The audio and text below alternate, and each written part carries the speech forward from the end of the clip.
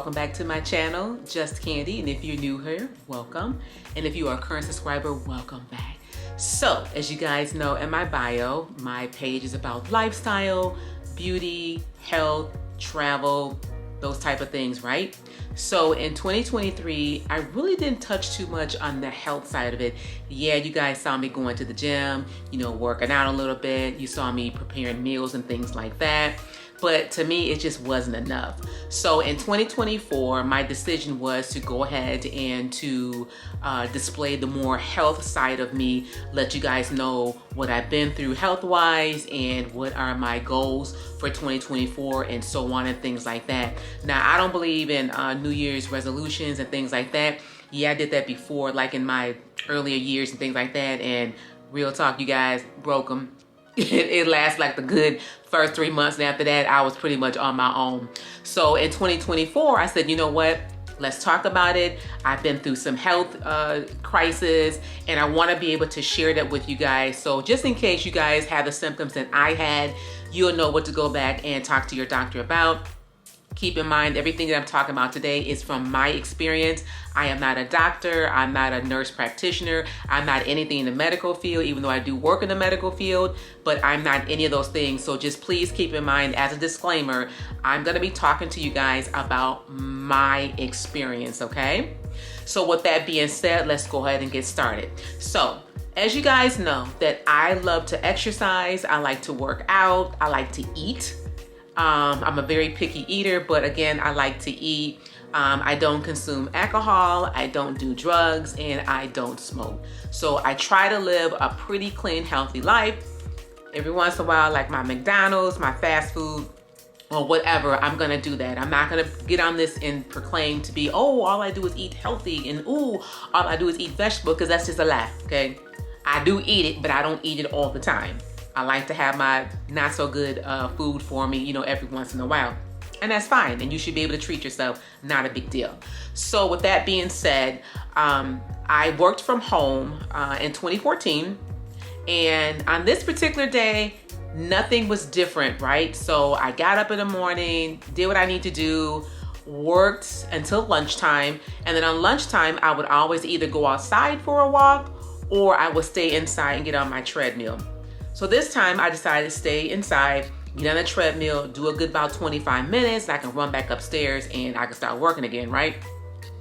But on this particular day, I believe it was like on February the 6th of 2019, something was just, it just wasn't right. You know what I mean? Something was just not right.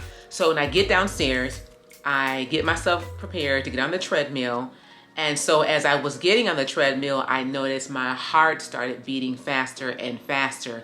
And I'm like, what is going on? Because I'm not even on the treadmill. So I got off the treadmill and I stood by it. I'm like, something's just not right. All of a sudden, you guys, my heart was beating so fast. It was to the point to where I was just not coherent. I was just like, I don't know what's going on. Something's just not right. So thank God I had my phone with me, because I always like to track, my exercise on my phone. And I had to call 911. So when I called 911, the ambulance came, and when they got to the house, they were asking me questions. And guys, real talk, I don't even know exactly what I was trying to talk, but I couldn't talk, right? And at that time, I didn't know that I was going through a stroke, okay? I was going through a stroke at that time. I do recall slurring my words and, trying to talk, but it just wasn't coming out right. So I ended up going to the hospital, the emergency room, and they did all kind of tests on me. And they said, we think you had a TIA. My face didn't turn or anything like that, but I was slurring my words, right? So after we did that, they got me all together, and they said, go ahead and contact your doctor. But let's rewind it just a little bit, right? So ever since I had my kids, I've always had high blood pressure, right? Couldn't figure out why I had the high blood pressure. So when I had my daughter in 1999, I had the preeclampsia, like really super duper uber bad, right? And so, of course, they put you on blood pressure pills. They tell you to lose the weight. They tell you to exercise and all those things, right? When you have high blood pressure, it's supposed to relieve all that and get your pressure better. So I was doing that, not consistently, but I was doing it. And then in 2018, I believe 2018, I said, okay, I'm gonna try this new keto thing, right? Got on keto, was losing the weight, exercising, felt really good. Now with the keto, I didn't do like a lot of heavy fats, like a lot of red meats and stuff like that. I mostly did my keto on chicken and seafood and vegetables and salads. That was just my thing, right? And it worked for me. So that was going great. And it was asking me about my diet, so I had to explain to what it was. Some doctors were like, you know, I don't know if keto's, you know, is the right thing to do. But after I explained, I'm just the fish, the chicken, the salads, and the vegetables and things like that. They was like, okay, we understand it. Fine. If it works for you, it works for you. And so went back to my doctor, did a lot of testing, and they said, oh, well, again, let me wind back again. So along with the blood pressure, I also had an issue with low potassium, right? They couldn't figure out why the potassium kept falling. Oh, a normal potassium level is like between 3.5 and 5.2, things like that. But that was not, my potassium was just dropping. It wasn't at the 3.5. And I'm gonna go ahead and put my stats up there so you guys can see the levels of my potassium. So with that being said, I'm in trouble, right? So they first put me on taking 2 potassium a day. And if you know the potassium, those are some really big horse pills, right? Really big pills. And so 2 potassium turned to 4 potassium pills. 4 potassium pills turned to 6 potassium pills. So I was taking 6 potassium pills per day, plus a blood pressure medication, and then my vitamins and things like that. So overall, I was taking like 12 pills a day, right? Just to maintain and to function. After a while that I'm like, you know what? I can't keep taking these big horse pills. Something is just not right. So my doctor recommended me to go see a renal doctor. And Dr. Harry, let me tell you something. That man saved my life. He saved my life, right? And Dr. Harry kept saying, you know, something's just not right. I'm gonna do all these testings for you. It looks like my kidneys were like in a little bit of trouble. So he was like, okay, we'll take a look at that. And then he goes, I'm gonna test you for your adrenal glands. I'm like, okay, what's adrenal gland? So an adrenal gland is like that little knot that sits up on your kidney. It controls your hormones and things like that. So after they tested my adrenal gland, they found out that my left adrenal gland was not functioning. It just pretty much it just wasn't functioning the way that it should function. And so the conclusion came out to be that, okay, the reason why that your potassium is dropping and you're having the high blood pressure is because your left adrenal gland is not functioning, right? So this is when all the trouble really started to begin. So from February the 6th of 2019 up until the end of June, when I had my surgery, I was in and out the emergency room 12 times. I was hospitalized 3 times because when your potassium level drops, you have heart palpitations. And keep in mind, in the beginning, like I told you guys, when they said I had a TI, I had a stroke. We're gonna get into that as well.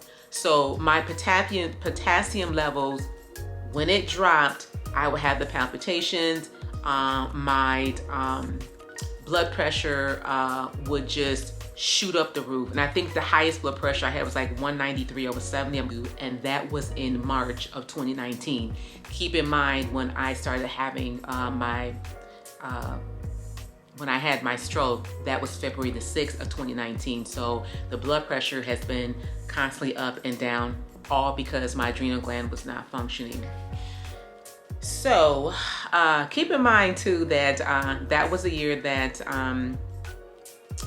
my daughter was in college. I decided to sell my house. I had to pack up my house, having these palpitations, making it very hard for me to function in life. But keep in mind, I had to keep going to work because, yeah, I know FMLA, when your PTO paid time off run out, you're not getting paid. And keep in mind, it was just me.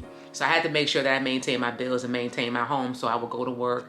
But on the days I didn't feel good, of course, I was in the emergency room and got what I needed, and I got released. So the day that I sold my house, the next day I was supposed to have surgery the next day I had surgery for my adrenal gland. Now, Y'all all know, and if you work in insurance, you already know. So when you have an HMO, you have to get a referral to go see, you know, other doctors that are not in your network. So in my case, my Dr. Harry wanted me to see Dr. Stevens, and Dr. Stevens was not in network. Let me tell you something. When you get yourself a good doctor, your doctor will fight for you for the end. Now, Dr. Stevens was a really good doctor that knows all about adrenal glands. He was, you know, world acclaimed for it. That was his specialty. He knew what he was doing. And Dr. Harry said, I want you to go see Dr. Stevenson. Now, keep in mind, now, Dr. Harry was going back and forth with my insurance company. I'm like, come on, y'all. You got to do something. I'm in and out the hospital. These palpitations are just too much. And it was to the point to where I was just overwhelmed.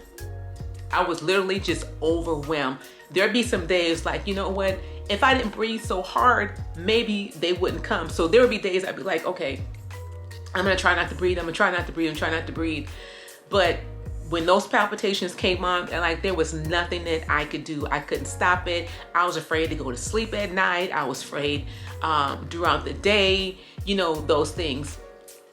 So ultimately, I ended up having my adrenal surgery the day after I closed on my house. And so when I got to the hospital, of course, the doctors and the nurses and, you know, Dr. Stevens, he was there and he was like, I'm so glad that you finally made it. We're here. Let's get it going. Let's get this surgery done, right? So after the adrenal gland was removed, I did see results. My blood pressure came back down to normal. It was still kind of high, don't get me wrong, because it took some time, you know, for that adrenal gland to be removed and, you know, get the other adrenal gland function, you know, up to that level. So like the first couple of weeks or so, my blood pressure was high, but it wasn't as high as when I had the bad adrenal gland, right? So that took care of the high blood pressure issue, and that was fine. Now I had to deal with the TIA, the stroke part, right? So when I had that stroke, I got a quote unquote electric charge in my heart. And then I got diagnosed with having atrial fibrillation, better known as AFib. And the AFib was causing the palpitations and things like that, right? Unbeknownst. So at this point, it's like, okay, so my cardiologist at the time was like, okay, you can either have an ablation, which is the surgery to help remove that extra charge in my heart, or you can just ride it out, right? Listen, if anybody that knows me, I'm not writing jack off. If it's a surgery for it, please sign me up. Sign me up. Let's get it in and get it done, right? So May of 2020, I ended up having the ablation, and y'all,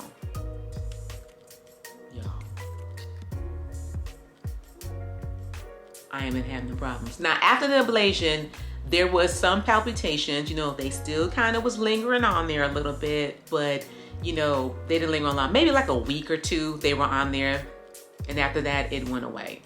So as you guys can see, that is my journey with my heart, my adrenal gland, and things like that. So if you are having high blood pressure, can't get it down, they don't know the reason why, please, please, please ask your doctor to have you checked to see how your adrenal glands are functioning. I would have never known that my adrenal gland was not functioning. To be honest with y'all, I ain't know nothing about no adrenal gland. I mean, to be honest, like adrenal gland, what is that? But again, that is a little knot that sits on your kidney.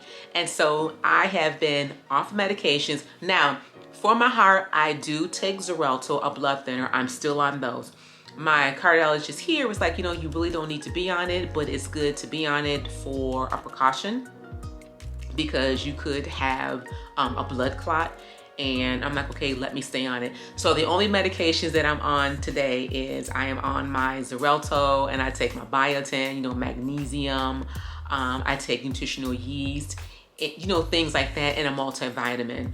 I have been feeling good. Now, I will tell you guys this, sometimes I do get short of breath, and you guys probably seen it in some of my videos, I've been short of breath. I'm thinking maybe because I'm out of shape, but it could be too because of the heart issue. I do go see my cardiologist every 6 months because I ain't playing around with it. And I got a great cardiologist here in Texas. The man takes care of me, as y'all can see in the doctor's office. We were just talking. And so with that being said, guys, please take care of your health. Anytime you don't feel good or something just not right or adding up, go see your doctor. Don't leave your doctor until you are fully satisfied and that you are fully feeling better. Because at the end of the day, all you got is yourself to advocate for. That's it. You don't have anybody else but yourself to be an advocate. And I'm so glad that I hung up in there. I am so glad that I went through the steps and through the journey to get to the end result. And so I have been feeling a lot better. So my goal in 2024 is bring you guys some more health tips. And that is what I'm gonna do on this channel because you guys need to be aware of it. So if you guys have been through some health challenges, please leave me a comment below and let me know what you all been through. Let me know what your results are. And honestly, let me know what your state of mind is at that time. I'm gonna tell y'all right now, I was all over the place. I was praying to God, God, please let me live. I got my children. I need to live. There's a lot that I want to do. And I'm telling you, God heard my plea. He heard my cry. And I am here today to be able to give you guys my testimony and let you guys know that you have to just advocate for yourself. And I cannot stress that no more than I can. I did not let my friends and family know too much what was going on. One person really kind of knew what was going on. And then later on, you know, I told my family what was going on. And to this day, I am still in shock. Like, how did you go through all of that? How did you survive all that? I had to keep the faith because that is all that I had. I had to keep the faith. So you guys, with this is my conclusion on my health segment for today. I do hope you guys enjoyed it. I do hope you guys will get something out of it. And again, talk to me. Leave me a comment below because I want to start a talk about this. I want to start a community about this. I want to talk about health in today's time and what are you guys doing to stay healthy, remain healthy, and things like that. Now, I don't follow the keto diet strictly like I did before. I do still count my calories, I count my carbs, I count my fat, I do count my protein as well. I do take my water in. I do admit sometimes I kind of slip on the water, don't hit the 8 cups like is recommended, but I do get my water in, so I am still working on that. So if you guys have any questions, please leave a comment below. Please reach out to me. And thank you guys for subscribing to my channel. And if you have not subscribed, please consider subscribing. Subscribe, like it, and leave a comment. And with that being said, thank you guys so much for spending time with me today. And I will catch you on the next one. Bye.